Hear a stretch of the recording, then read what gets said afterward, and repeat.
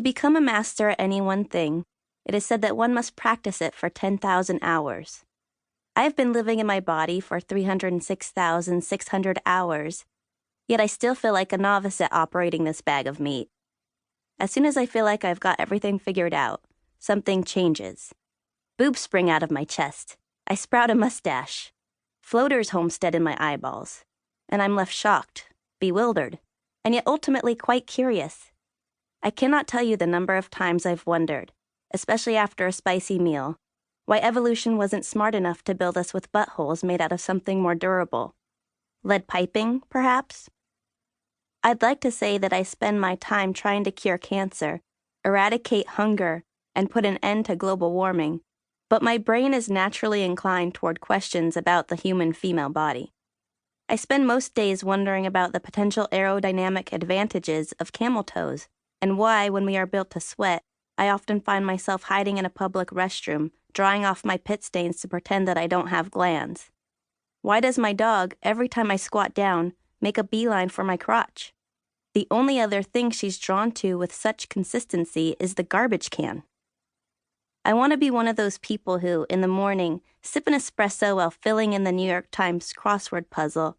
What a respectable hobby. But instead I'm busy wondering why, as I hump, I never sound nearly as cool and moany as the porn star Sasha Grey in the film Extravaganza 3. Is there a meetup group for sex mutes? Let's for a moment suspend the idea of self-accountability and attempt to blame these bodily fixations on my parents.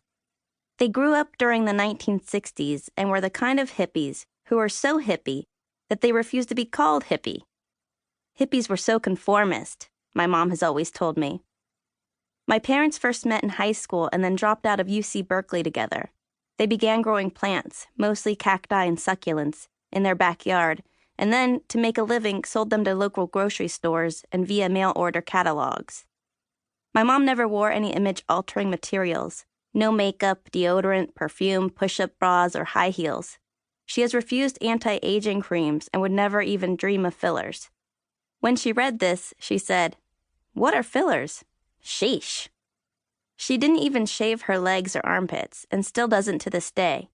I thought all that was normal female behavior until late elementary school, when I noticed that other moms didn't have a great black muff under their arms when they waved their children in from the playground. I imagined that astronauts could spot my mom from space. "Houston, we have a problem. There appear to be 2 errant black holes near San Diego suburbs." While I felt proud of her uniqueness, I also felt terrified of being ridiculed because of it. I explained to her that it was perfectly possible to wave at me less zealously while gluing her elbow to her side. So for a long time, I didn't know a lot of woman things. In my 20s, I thought that women tipped the wax lady to keep her quiet. My father, meanwhile, turned his nose up at anything he deemed unnatural.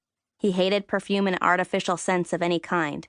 When I tried a spritz of my friend's bottle of white musk from the body shop, he screwed up his face and rolled the car windows down. When he caught me wearing lipstick, he looked at me like I'd just murdered a giant cuddly panda bear to use its innards as war paint. Growing up, I had a different concept of femininity.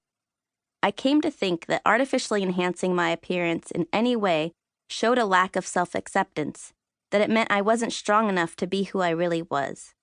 All the girls out there who were wearing makeup, dyeing their hair, and covering their stink were frauds.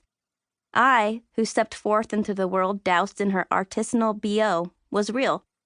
Of course, keeping it real doesn't mean that I didn't often feel uncomfortable. I found myself in a constant battle between self-righteousness and shame. Eventually, I learned that one's identity can be complemented, not always concealed, by how one chooses to express oneself superficially. Ultimately, I matured in an environment that made me hyper-aware of our social norms because I was constantly conscious of how I was never managing to meet them. Though I now partake in many of the beauty practices that I grew up shunning, maybe it's because of my upbringing that I always catch myself asking, but why? Then again, I'm not sure I can blame my parents for everything. Their aversion to razors probably doesn't account for why I spent the last couple of days mining modern literature for hemorrhoid references, or spent an hour unwinding after a rough week by watching Dr. Pimple Popper's blackhead extraction videos on YouTube. In any case, I'm not saying that I've got it together more than any other woman. It is precisely my own volatile and apprehensive relationship with my own body parts, such as my bowels, bunions, belly button, and copious sweat glands, that has compelled me to go forth in search of answers from everyone from the goddess worshippers of Bainbridge Island to the top lice experts in Denmark.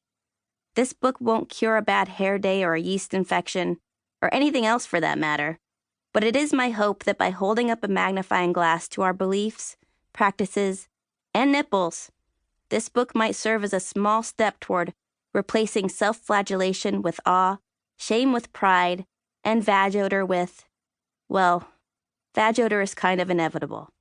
But get this, PMS might actually be a superpower.